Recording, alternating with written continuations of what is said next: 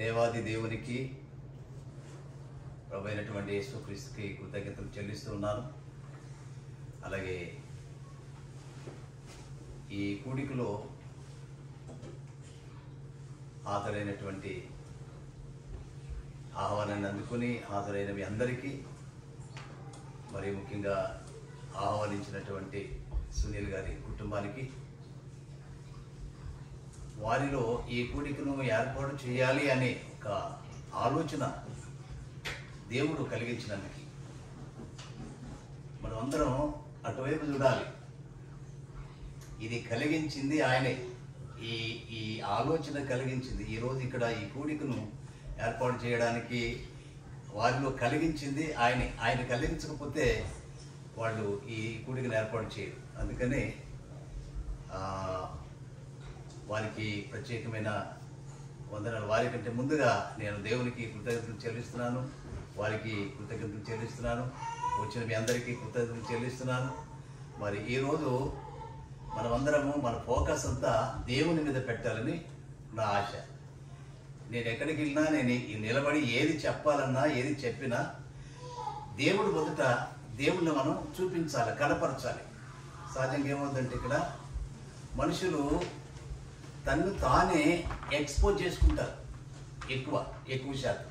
ఇది నిజం, ఇది సత్యం, ఇది ట్రూత్. ఇది మనుషుడు నిలబడి తన్ను తాను ఎక్స్పోజ్ చేసుకుంటాడు, తన గొప్పతనాన్ని చెప్పుకుంటాడు.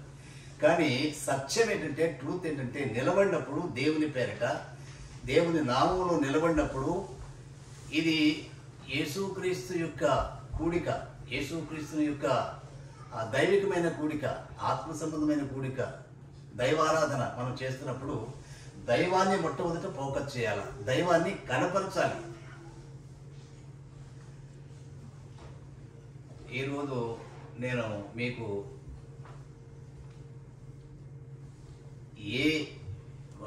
మన సునీల్ గారికి, అయినా గారికి, వారికి దేవుడిచ్చిన 3వ కుమార్తె, చిన్న బిడ్డ, ఆ బిడ్డను బట్టి మనం దేవుణ్ణి మహిమపరచుదాం. ఎలాగా దేవుణ్ణి మహిమపరచాలనేది చిన్న ప్రార్థన చేసుకుని నేను మీకు బయలుపరుస్తాను. ప్రేమ కలిగిన తండ్రి, దయగలిగిన ప్రభువా, నీకు స్తోత్రములు చెల్లిస్తున్నాం. ఈ మధ్యాహ్న కాలంలో దేవాది దేవుడివి నాయన, నీవు నీ బిడ్డల హృదయంలో ఈ కూడికను ఏర్పాటు చేసి మీరిచ్చినటువంటి ఆ చంటి బిడ్డ విషయంలో నాయన మీ యొక్క ఆలోచనలు, మిమ్మల్ని తెలుసుకోవడానికి, మిమ్మల్ని ఎరగడానికి ప్రభా, మిమ్మల్ని మహిమపరచడానికి ఆ బిడ్డ ద్వారా ఈ కూడికను వారు ఏర్పాటు చేశారు. అది మీరే వారికి కలిగించారు మనసు. అలాగే కూడి వచ్చినటువంటి నీ నామమును అంగీకరించిన నీ ప్రియ బిడ్డలు వారందరినీ మరి తీసుకుని వచ్చినందుకే మీకు స్తోత్రాలు. వారిని దీవించి ఆశీర్వదించండి. ముఖ్యంగా ఈ లేఖనం ద్వారా మిమ్మల్ని మహిమపరచడానికి సహాయం చేయండి. ఇంతవరకు ప్రైజ్ అండ్ వర్షిప్ ద్వారా తండ్రి, వర్షిప్ ద్వారా దేవా మిమ్మల్ని మహిమపరిచినందుకు మీకు కృతజ్ఞతలు చెల్లిస్తున్నాం. మహిమని మీరు అందుకునండి నాయన, ఆస్వాదించండి. అలాగే ఈ లేఖనం ద్వారా కూడా మీరు మహిమ పొందాలని నీ దాసుడు నీ పాదముల దగ్గర సాగిలపడి, సాష్టాంగపడి, నమస్కరిస్తూ, పూజిస్తూ, సేవిస్తూ, కొనియాడుతూ నాయన నిన్ను కీర్తిస్తూ, తండ్రి నీవే మా దేవుడమని, మా రక్షకుడిగా మీకు కృతజ్ఞతలు చెల్లించుకుంటూ ప్రభువైన యేసుక్రీస్తు నామములో ఈ ప్రార్థన అడిగి వేడుకొంచున్నాం తండ్రి, ఆమేన్. దేవుని యొక్క వాక్యాన్ని, ఒక వాక్యాన్ని మనం చదువుకుందాము. 127వ కీర్తన 3వ వచనాన్ని చదువుకుందాం. 127వ కీర్తన 3వ వచనాన్ని ఎవరైనా చదువుతారా? 3వ వచనం. కుమారులు యెహోవా అనుగ్రహించు స్వాస్థ్యము, గర్భఫలము ఆయన ఇచ్చు బహుమానమే. చాలు 3వ వచనం. ఎందుకంటే ఇది బర్త్డే కీర్తన, జన్మదినానికి సంబంధించిన కీర్తన. దాని కింద ఫ్యామిలీకి సంబంధించిన కీర్తన. బైబిల్లో ప్రతి దానికి ప్రతి ఇన్సిడెంట్కి దేవుని యొక్క వాక్యం ఉంది. ఏం చేయాలా, ఒక్కొక్క బర్త్డేకి మనం ఏం చేయాలా, ఫ్యామిలీ వెడ్డింగ్ యానివర్సరీ దానికి మనం ఏం చేయాలా, ప్రతి దానికి మనం ఏం చేయాలంటే దేవునిని మహిమపరచాలి అంతే.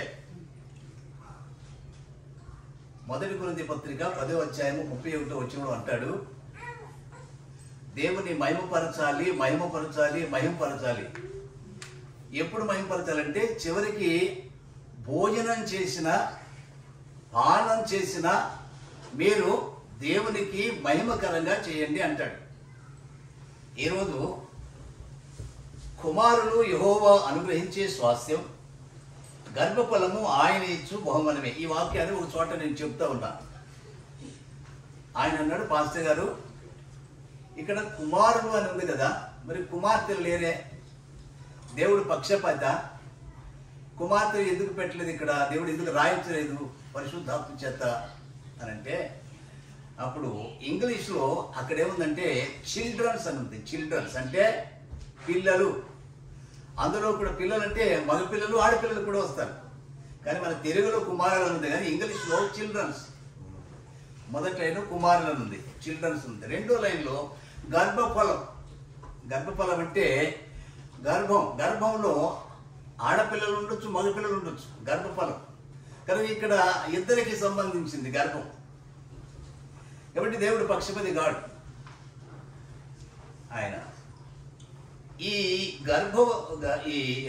గర్భంలో పుట్టినటువంటి ఈ బిడ్డలు మనకి బహుమానంగా దేవుడు ఇచ్చాడు అని మనం దేవుని యొక్క వాక్యం చెబుతుంది.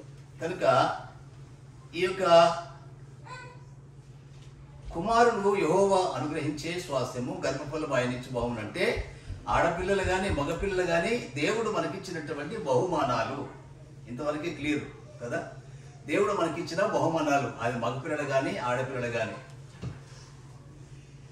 అసలు దేవుడు మనకి ఇవ్వడమే గొప్ప. అయితే ఈ ఈ ఈ పిల్లల్ని దేవుడు మనకి ఎలా ఇస్తున్నాడు అనేది ఒక మాట చెప్తాను నేను. దేవుడు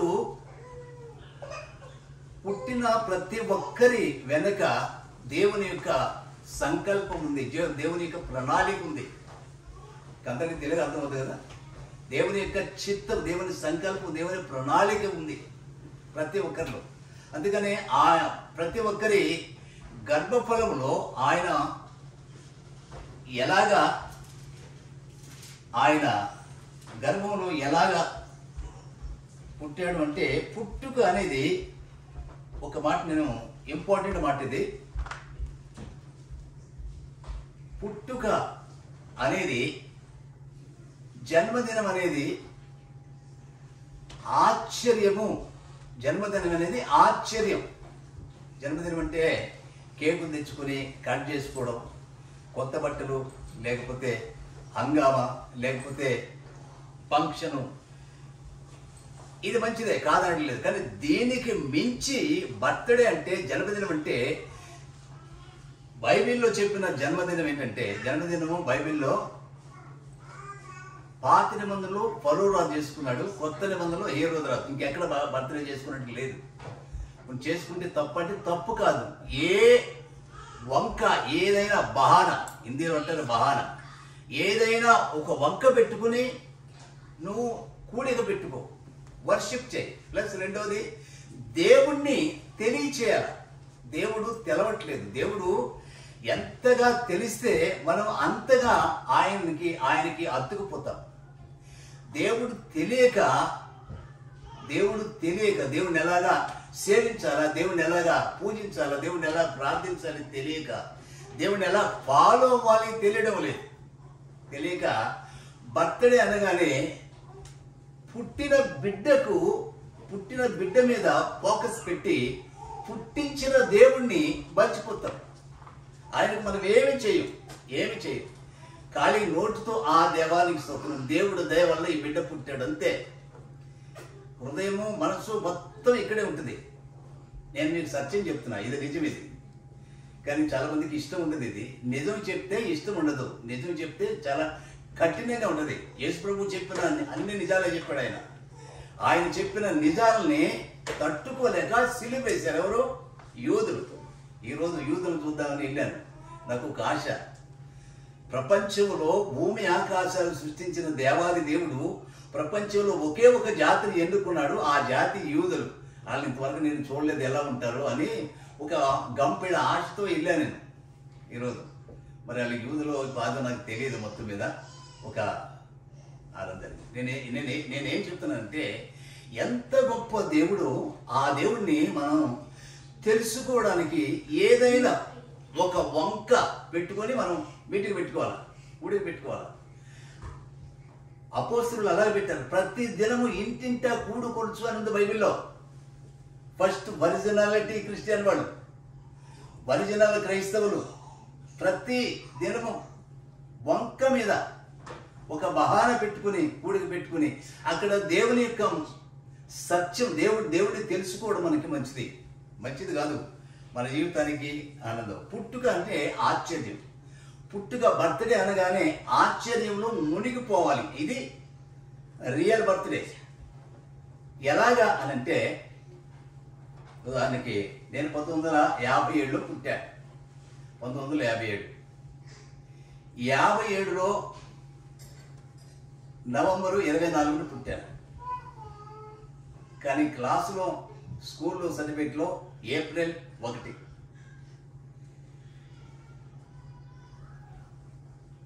ఈ పుట్టినప్పుడు 57లో పుట్టినప్పుడు 56లో ఎక్కడ ఉన్నా నేను? ఉన్నానా?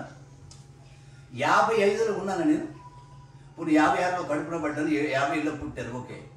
కానీ 55లో ఎక్కడున్నా నేను? ఎందుకంటే పుట్టినరోజు అనేది మన జీవితంలో ఏది జరిగినా కూడా ఆశ్చర్యమే. ఇది హెడ్డింగ్ ఈరోజు మెసేజ్. ఆశ్చర్యం. ఎందుకంటే ఉనికిలో లేని నేను. ఒకసారి మా నాన్నగారు మా తాతగారి గురించి చెప్తున్నాడు. ఏమని? ఆయన సూర్యుడు, వీరుడు, ఆయన పైల్మాన్, అది ఇది పెద్దగా చెప్తున్నాడు. ఆయన ఎలా చేశాడు, అలా చేశాడు. ఇప్పుడు నేను అన్నాను, నాన్న మరి నేను అప్పుడు ఎక్కడున్నాను? నువ్వు ఎక్కడున్నావు నాకు తెలియదు, నేనే లేనప్పుడు. మా తాత గురించి, వాళ్ళ తాత గురించి చెప్తున్నాడు. నాకు ముత్తాత. ఎందుకు చెప్తున్నానంటే, నా కళ్ళ ముందు పుట్టాడు అంటాడు. నా కళ్ళ ముందు పుట్టాడు అని. మనం పుట్టినప్పుడు ఓహో పుట్టాడు, బిడ్డ పుట్టాడు అంటాము తప్ప ఆ బిడ్డల గురించి ఆశ్చర్యాన్ని మనం వ్యక్తం చేయలేము. ఎందుకంటే 55వ సంవత్సరంలో, 1955వ సంవత్సరంలో నేను లేను, ఉనికిలో లేను. 56లో లేక 57లో కడుపులో పడి 10 నెలల తర్వాత నవంబర్ 24 నేను పుట్టాను. ఇప్పుడు వాళ్ళు చదువు లేని వాళ్ళు కనుక వాళ్ళకి ఏమీ తెలియదు, ఓకే. కానీ చదువుకున్న వాళ్ళు కూడా దేవుడు జన్మనిచ్చినప్పుడు ఆ జన్మకు ముందుగా, 1 సంవత్సరం ముందుగా, ఉనికిలో లేని నేను ఉనికిలోకి ఎలా వచ్చాను నేను?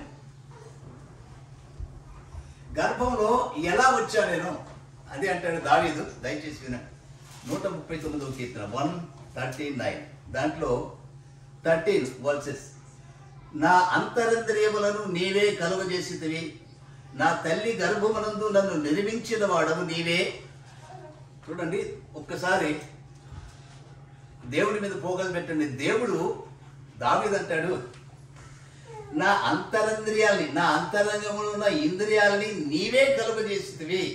దావీదుకి ఈ మాట చెప్పింది ఎవరో తెలుసా?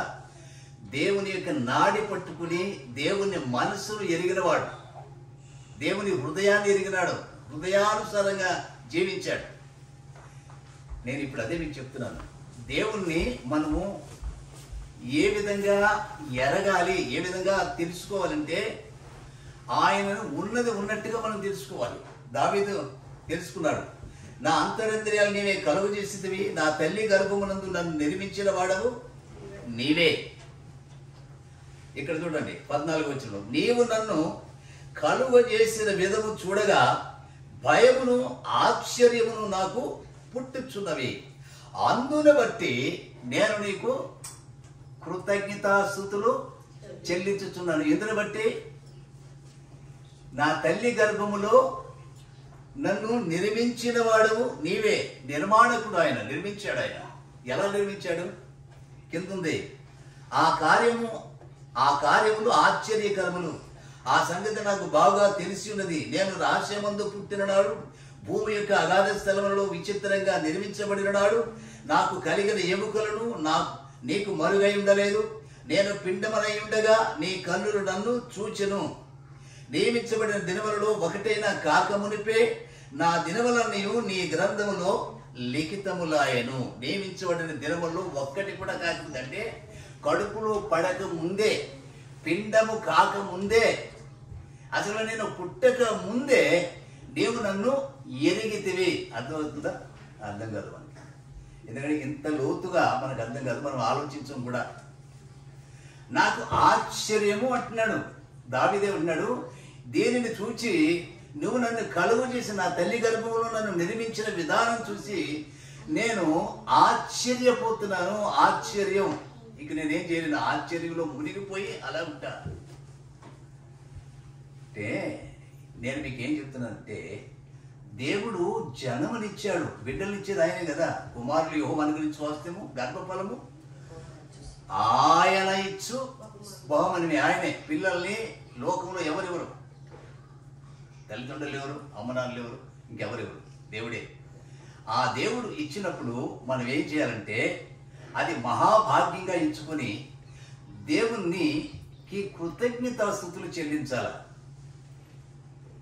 ఉనికిలో లేని నేను ఎలా ఉనికిలో వచ్చాను? చట్టి బిడ్డను తెచ్చి నర్సులో డాక్టర్లో తీసుకొచ్చి మన చేతిలో పెడితే నోటి మాట రాకూడదు, మైండ్ ఆగిపోవాలా, మైండ్ పనిచేయడం ఆగిపోవాలా. ఈ బిడ్డ ఉనికిలో లేని బిడ్డ ఎలా వచ్చింది నా చేతిలోకి? అది కదా ఆశ్చర్యం. దేవునికి ఏం చేస్తే మనకు ఈ బిడ్డ విషయంలో దేవుణ్ణి మనం స్తుతించాలా. ఇంకొక లోతైన మాట నేను మీకు చెప్తాను. ఇంకొక లోతైన మాట అంటే ఎఫెసీ పత్రిక 1వ అధ్యాయము 1 నుంచి 6వ వచనంలో ఒక మాట రాస్తాడు పౌలు. ఇంకా చాలా అద్భుతమైన సంగతి రాస్తాడు. ఇది ఎప్పుడంటే ఎఫెసీ 1వ అధ్యాయం, మన ప్రభువైన యేసుక్రీస్తు యొక్క తండ్రి దేవుడు స్తుతించబడును గాక. ఆయన క్రీస్తునందు పరలోక విషయంలో ఆత్మ సంబంధమైన ప్రతి ఆశీర్వాదం మనకు అనుగ్రహించును.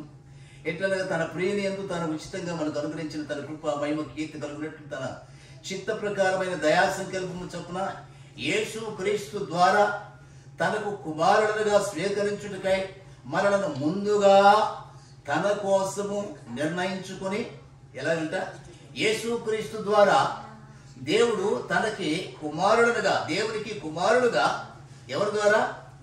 యేసు క్రీస్తు ద్వారా మనల్ని స్వీకరించుటకై మనల్ని ముందుగా తన కోసం నిర్ణయించుకొని మనం తన ఎదుట పరిశుద్ధులంగా నిర్దోషులుగా ఉండవలనని జగత్తు పునాది వేయబడక మునిపే. ఇంకోసారి, జగత్తు జగత్తు అంటే లోకం, భూమి ఆకాశాలు. ఈ జగత్తు, ఈ భూమి ఆకాశాలు పునాది వేయబడక మునిపే అంటే లోకం పుట్టక మునిపే ప్రేమ చేత ఆయన అంటే దేవుడు క్రీస్తులో మనలను ఏర్పరచుకునేను. అర్థమైందా? ఈ మాట మనకు అర్థం కాదు. పౌలు ద్వారా పరిశుద్ధాత్మ దేవుడు బయలుపడుతున్నాడు. మనల్ని యేసు క్రీస్తులో ఎప్పుడు ఏర్పాటు చేసుకున్నాడు అంటే, లోకం పుట్టక మునిపే ఒక ప్రపంచం ఉంది. ఎక్కడ? దేవుని యొక్క ఆలోచనలో ఒక ప్రపంచం ఉంది. ఆ ఆలోచనలో ఈ ఆదాములకి ముందుగా ఈ సృష్టించబడిన సృష్టి మొత్తం కూడా దేవుని ఆలోచనలో ఉంది. ఈ భూమి అంతమయ్యే వరకు కూడా దేవుని ఆలోచనలో, ఈ సృష్టి మొదటి నుంచి చివరి వరకు కూడా దేవుని ఆలోచనలో ఉంది. ఎప్పుడు? లోకం పుట్టలేదప్పటికీ, లోకం పుట్టక ముందే. ఈ వాక్యం అర్థం అదే కదా. ఈ వాక్యం అర్థం అదే. జగత్తు పునాది వేయబడక మునిపే క్రీస్తులో మనలను దేవుడు ఏర్పాటు చేసుకునేను. అంటే దాని అర్థం ఏంటి? లోకం పుట్టక మునుపు దేవుని ఆలోచనలో మనం ఉన్నాము. నేనున్నాను, నా కుమారుడు ఉన్నాడు, నా మనవుడు ఉన్నాడు, ఈడెన్ ఉన్నాడు, ఎవలిన్ ఉంది, సునీల్ గారు ఉన్నారు, ఆ పిల్లలు ఉన్నారు. ఇప్పుడు చంటి బిడ్డ, ఈరోజు మనం ఆ బిడ్డను గురించి చెప్పుకున్నాం. ఆ బిడ్డను, ఉనికిలో లేని బిడ్డను వారికి ఉనికిలోకి తీసుకుని వచ్చాడు దేవుడు. ఎంత అద్భుతం అండి మన దేవుడు. లోకంలో 33 కోట్ల దేవతలు ఉన్నాయి, వాళ్ళకి ఇది లేదు, ఈ రికార్డు లేదు, ఈ చరిత్ర లేదు, ఈ సత్యం తెలియదు వాళ్ళకి. కానీ మనం నమ్ముకున్న దేవుడు ఎంత గొప్ప దేవుడు అంటే, ఎంత గొప్ప దేవుడు అంటే, ఉదయం నుండి సాయంత్రం 24 గంటలు ఆయన పాదాల దగ్గర నుండి ఆయన్ని స్తుతించినా కూడా మనకి మన రుణం తీరదు. ఇంత జగత్తు పునాది వేయబడక మునిపే ఆయన క్రీస్తులో మనల్ని ఏర్పాటు చేసుకున్నాడు. అంటే దీని అర్థం ఏంటంటే, ఈ లోకం పుట్టక ముందే దేవుని ఆలోచనలో మనం ఉన్నాం. లోకాన్ని కలుగు చేశాడు. ఆ తర్వాత ఆయన ఆలోచనలో ఉన్న సృష్టిని అంతటినే ఒక్కొక్కటిగా బయట పెట్టాడు. ఇప్పటిదాకా నడిపించుకుంటూ వచ్చాడు. ఇంకా ఈ భూమి అంతమయ్యే వరకు కూడా ఆయన ఆలోచనలో ఉన్నటువంటి దాన్ని బయలుపరుస్తూనే ఉంటాడు. కాబట్టి దేవుని యొక్క నామమును మనము ఎలా మహిమపరచాలంటే, ఉనికిలో లేని నన్ను ఈ భూమి మీదకి నువ్వు తీసుకొని వచ్చావు నాయనా. నేను ఎంత భాగ్యవంతుణ్ణి, ఎంత భాగ్యం నాకు ఇచ్చావు. ఈ భూమి మీద శ్రేష్టమైన జన్మని నీవు నాకు ఇచ్చావు. కాబట్టి దేవునికి తెలియకుండా ఏ ఒక్కరు జన్మించరు, దేవునికి తెలియకుండా ఏ ఒక్కరు మరణించరు.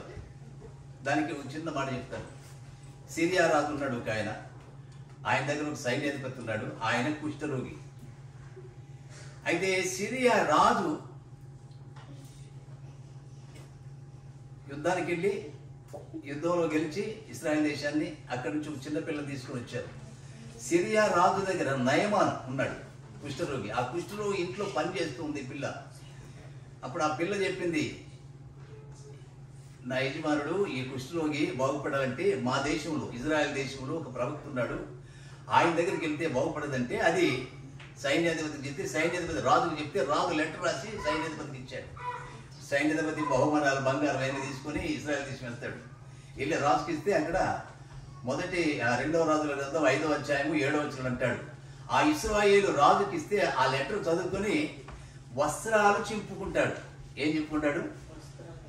వస్త్రాలు, బట్టలు చింపుకుంటాడు. వస్త్రాలు చింపుకొని, నేను మనుషుల్ని బ్రతికించడానికి, చంపడానికి నేనేం దేవుడునా అన్నాడు. నేనేం దేవుడునా? దేవుడే. మనుషుల్ని చంపినా దేవుడే, మనుషుల్ని బ్రతికించిన దేవుడే. ప్రాణం మీకు ప్రాణము దేవుడు మనకి ప్రాణం ఇచ్చాడు. మొన్న మధ్యలోనే కరోనాలో చనిపోయిన MGM హాస్పిటల్లో బాలసుబ్రహ్మణ్యం, ప్రపంచమంతా ఎరిగిన బాలసుబ్రహ్మణ్యం, ఆయన ప్రాణం పోకూడదని, ఆయన ప్రాణాలు నిలబెట్టాలని కోట్ల రూపాయలు ఖర్చు పెట్టారు. కానీ ఊపిరితిత్తులు, గుండె పనిచేయడం మానేసి, అప్పుడు అక్కడ ఎక్కువ అనే ఒక విషయం ఉంది, అది అమెరికా నుంచి తీసుకొని వెళ్ళారు. అది బయట నుంచి పనిచేస్తుంది. ఆయన కొడుకు, బాలసుబ్రహ్మణ్యం గారి కొడుకు వచ్చి టీవీలోకి వచ్చి అందరికీ నమస్కారం చేసి, మీరందరూ కూడా దేవుని ప్రార్థించండి. ఇండియాలో డాక్టర్లు సరిపోక అమెరికాలో, జర్మనీలో ఎక్కడెక్కడ ఉన్న డాక్టర్లు అందరూ పిలిపించారు. కానీ ప్రాణం నిలబెట్టలేకపోయారు.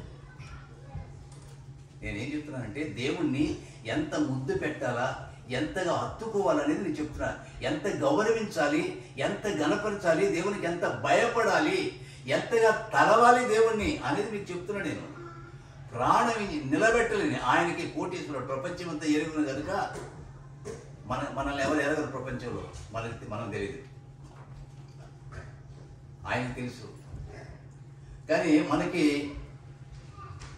మనం పేదవాళ్ళమే, మనకేమి లేదు, పని చేసుకుంటే భోజనం లేకపోతే లేదు. అటువంటి మనల్ని, మన ప్రాణాన్ని దేవుడు ఉంచాడా? ఒక్కరోజు ప్రాణం నిలబడటానికి ₹1,00,00,000. మరి మన ప్రాణం నిలబడటానికి పైసలు ఏం ఖర్చు పెట్టలేదు. ఇది కాదా? ఇది దేవుని కార్యం కాదా? ఇది దేవుడు మన ఇళ్ళ చేసిన మనల్ని ప్రేమించిన ప్రేమ కాదా ఇది? కాబట్టి దేవుణ్ణి ఎంతగా మహిమపరచాలో, ఎంతగా గనపరచాలో మనం అంతగా గనపరచాలి. మనల్ని మనం సంపూర్ణంగా సజీవంగా దేవునికి మనల్ని మనం సమర్పించుకోవాలి. దేవుడు మనల్ని చూసినప్పుడు, నోవాహును చూసినప్పుడు నీతిమంతుడు, ఆ మొత్తం ఆ ప్రపంచంలో నీతిమంతుడు నోవాహు ఒక్కడే కనపడ్డాడు. అలాగా నేను మీకేం చెప్తున్నానంటే, దేవుడు మిమ్మల్ని చూసినప్పుడు, లేదు నన్ను చూసినప్పుడు, నేను కూడా కలుపుకున్నా మీతో, నన్ను చూసినప్పుడు ఎస్ నన్ను ప్రతి దానికి నన్ను గనపరిచేటటువంటి నువ్వు, నిన్ను చూసి నేను గర్వపడుతున్నాను అని దేవుడు మన యందు అతిశయించాలి. మనం దేవుని యందు అతిశయించాలి. ఇది అంటే మనం దేవుణ్ణి ఎంతగా తెలుసుకోవాలి అంటే, మరి ప్రతిరోజు దేవుని యొక్క వాక్యాన్ని చదవాలి. దాన్ని మనం చదివినా కూడా మనకు అర్థం కాదు. దాని సత్యాన్ని ప్రకటించే వాళ్ళని మనం వినాలి. వాక్యం వినాలి. విన్నప్పుడు మనకి అర్థమవుతుంది. దేవుడు వాక్యంలోనే మనకి దేవుడు అర్థమవుతాడు. వాక్యం విన్నప్పుడు మనకి దేవుడు అర్థమవుతాడు. దేవుడు అర్థమైనప్పుడు ఆయన నుంచి మనం బయటకు వెళ్ళలేదు. పౌలు అంటాడు, కరువా, ఇబ్బంది వచ్చినా, కరువు వచ్చినా, కట్టుకు వచ్చినా ఏది కూడా నీ ప్రేమ నుండి నన్ను ఎడబాపునా అంటాడు. యేసుక్రీస్తు నుండి, ఆయన ప్రేమ నుండి మనల్ని ఎడబాపేది లోకంలో ఏది ఉండకూడదు. కాబట్టి దేవుని యొక్క వాక్యాన్ని మనం ధ్యానించినప్పుడు దేవుడు మనకు అర్థమవుతాడు. దేవుడు అర్థమైనప్పుడు ఆయన మనం అంతగా గౌరవిస్తాం. కాబట్టి ఈ పుట్టుకల గురించి రెండు మాటలు మీకు చెప్పాను. ఒకటి, దావీదు అన్నాడు, ఆశ్చర్యం, నాకు ఆశ్చర్యం కలుగుతుంది, నా తల్లి గర్భంలో నన్ను నిర్మించావు నీవే. 119వ కీర్తన 72లో కూడా అంటాడు, నీ చేతులు నన్ను నిర్మించాయి అని. ఏమండి, పసిబిడ్డకు కూడా లోపల గుండె ఉంటుంది, ఊపిరితిత్తులు ఉంటాయి, ప్రేగులు ఉంటాయి, కాలే ఉంటుంది, అన్నీ ఉంటాయి. ఆ చంటి బిడ్డలో ఎలా అమర్చాడు దేవుడు? ఎలా అమర్చాడు? ఎలా బయటకు తెచ్చాడు? దీనికి కారకుడు దేవుడు. ఆఖరిగా నేనేం చెప్తానంటే, సృష్టికర్తను మరచి జనులు సృష్టిని పూజిస్తున్నారు. ఇంకోసారి చెప్తాను నేను, సృష్టికర్తను, ఆ కర్తను అంటే సృష్టించిన దేవుణ్ణి మరచిపోయి ఈ సృష్టి మీద ఫోకస్ పెట్టి ఈ సృష్టిని మనం ఆరాధిస్తున్నాం, సృష్టిని మనం ప్రేమిస్తున్నాం, సృష్టిని మనం ఇష్టపడుతున్నాం. నిజమా కాదా? నిజమా కాదా? సత్యమిది. నేను కూడా ఒకరోజు అలాగే చేశాను. నేను సృష్టి కంటే లోకంలో ఏ వస్తువు చూసినా దేవుని కంటే ఎక్కువ దాన్ని మనం ప్రేమించి, దేవుడు ఎంత బాధపడతాడు కదా. ప్రాణం ఇచ్చింది నేను, భూమి మీదకి తెచ్చింది నేను, నిలబెట్టింది నేను, జీవితం ఇచ్చింది నేను, నన్ను తెలిసేలాగా నా సువార్త, నా గాస్పెల్ అందించాను నేను. అయినా కూడా, నేను తెలిసినా కూడా లోకాన్నే ప్రేమిస్తున్నాడు అని ఒక నేరారోపణ మనమే చూపిస్తాడు. నేరారోపణ, దోషారోపణ మనమే చూపిస్తాడు. కాబట్టి నేనేమంటున్నానంటే, ఈరోజు నన్ను నేను ఆలోచించుకొని పరీక్షించుకుందాం. దేవునికి ఆయన కోరుకున్నట్టుగా ఆయనకి దగ్గరగా ఉన్నామా, దూరంగా ఉన్నామా? ఆయన్ని కనపరుస్తున్నామా లేదా? ఆయన మనల్ని ఎంత ప్రేమించి ఎంత గౌరవించాడో మనం కూడా అంతగా ఆయన్ని గౌరవించాలి. మన కొరకి ఆఖరిగా ఈ మాట చెప్తాను, మనం పాపులమై ఉండగా, భక్తిహీనులమై ఉండగా, శత్రువులమై ఉండగా దేవుడు తన ప్రేమను క్రీస్తు యేసు ద్వారా మన ఎడల వెల్లడిపరిచెను. మన పాపుల్ని ఎవరు ప్రేమించరు. మంచివాడి కొరకు ఒకవేళ ప్రాణం పెడితే పెట్టవచ్చు, కానీ చెడిపోయిన వారి కొరకు ప్రాణం ఎవరు పెట్టరు, అసలు మనల్ని పలకరించరు. అలాంటిది దేవుడు చెడిపోయిన మనల్ని, పడిపోయిన మనల్ని, లేక పాపంలో ఉన్న మనల్ని, శాపంలో ఉన్న మనల్ని ఉగ్రతకి పాలైన మనల్ని, నరకానికి సిద్ధపరచబడిన మనల్ని దేవుడు ప్రేమించి తన కుమారుడని యేసుక్రీస్తుని భూలోకానికి పంపించి మన కొరకు ప్రాణం పెట్టాడు. అప్పుడు మనం రక్షించబడ్డాం, అనగా మన యొక్క పాపాలని ఆయన తీసివేశాడు. ఇది మెయిన్ సందేశం మనకి ఈరోజు. యేసుక్రీస్తు యొక్క శిలువ, మరణం, సమాధి, పునరుద్ధానాన్ని మనం జ్ఞాపకం పెట్టుకుని దాని ద్వారా మనం బ్రతికున్నాం, సజీవులుగా ఉన్నాం. కాబట్టి ఈ బ్రతుకు, ఈ జీవితం, ఈ ప్రాణాత్మ దేహాలు, ఆయన కలుగు చేసినటువంటి అంతరింద్రియాలు, సమస్త అవయవాల ద్వారా, మనసు ద్వారా, ఆలోచన ద్వారా, హృదయం ద్వారా, సమస్తం ద్వారా దేవునికి మనం అర్పించుకొని దేవునికి మహిమకరంగా జీవిద్దాము. దేవుడు లోకం పుట్టక మునిపే, ఇంకా ఆశ్చర్యం ఏంటంటే దావీదు అన్నాడు, నువ్వు తల్లి గర్భంలో నన్ను నిర్మించావు, అది నాకు ఆశ్చర్యంగా ఉంది, భయం కలుగుతుంది అన్నాడు. రెండోది, లోకం పుట్టక మునిపే యేసుక్రీస్తులో నన్ను ఏర్పాటు చేసుకున్నావు అన్నాడు. ఇది ఎక్కడో ఆకాశమంత ఎత్తులో ఉంది. ఈ మాట మనకు అర్థం కాదు. ఇది స్పిరిట్ ద్వారానే మనకు అర్థమవుతుంది. ఈ మాట దేవుని ఆత్మ ద్వారా అర్థమవుతుంది, మామూలుగా అర్థం కాదు. కాబట్టి ఇది కూడా సాధ్యమైనంత వరకు మీరు అర్థం చేసుకోండి, లేకపోతే ఇంకొకసారి అర్థం చేసుకోండి, ఆలోచించండి. శ్లోకం పుట్టక మునుపు దేవుడు మనల్ని యేసుక్రీస్తు ద్వారా మనల్ని ఏర్పాటు చేసుకున్నాడు అంటే, ఎప్పుడో దేవుని ఆలోచన మనం ఉన్నామంటే ఎంత భాగ్యం దేవుడు మనకి ఇచ్చాడు. అందుకని యేసుక్రీస్తు మనకి తెలియపరిచాడు. మనం నేను